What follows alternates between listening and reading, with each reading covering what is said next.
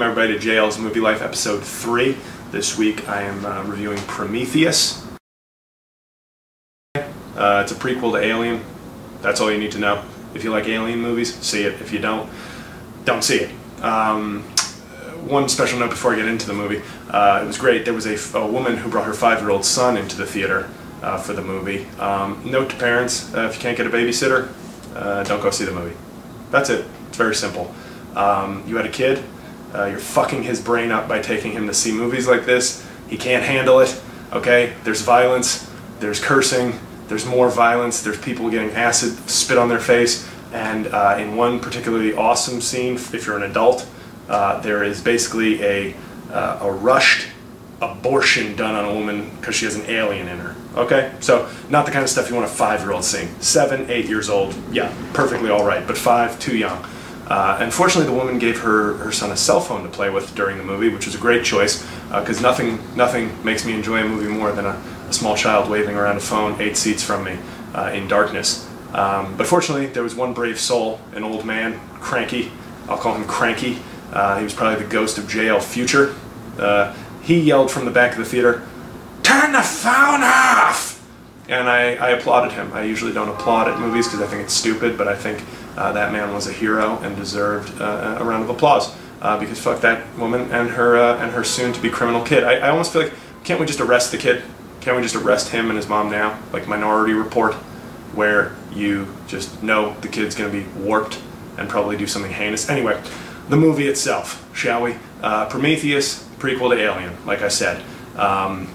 It's actually a very good movie in terms of what its goals are, which are to be very tense, and it is a tense movie. For like the last 75 minutes, they build up nicely, and I found it just to be very, very tense.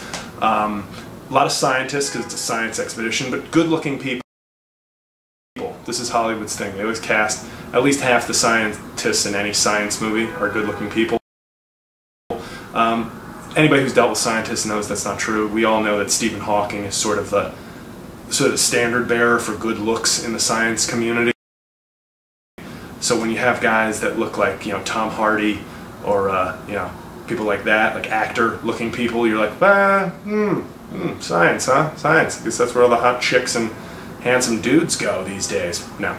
The cast is inconsistent. The acting is kind of up and down. You know, some of the people do a good job, some people are just so-so. And the dialogue for the first hour is kind of cheesy. Like that 80s action movie, like military jargon that's just lame and doesn't sound realistic. But that said, the movie's actually pretty good. The only character I couldn't quite figure out was Michael Fassbender. He plays, yeah, I'll let you see it, but it's at the end I'm just like, I don't quite get him. But other than that, I liked the movie. So I would say see it. If you dig Alien or Aliens, that stuff, or sci-fi in general, I'd say see it. One thing, word to the wise, at the end of the movie they make it very obvious. If you haven't gotten that it's an Alien prequel, they make it extremely obvious. And 2 women in the back of the theater, who obviously were not fans of the franchise and didn't know what they were watching, just went, when that happened, everybody in the theater was like, "Oh, cool," and they went, "Okay." And it pissed me off. Obviously from my impression you can tell that they were elderly Jewish women. That just pissed me off because, no, I hate it when people do that. You didn't get it. That's not the movie's fault. Like, I hate when you know something and that makes you the asshole.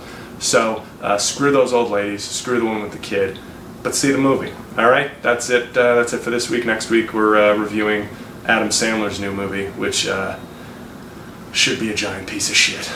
Wanna get the feeling, gotta get the feeling, gonna get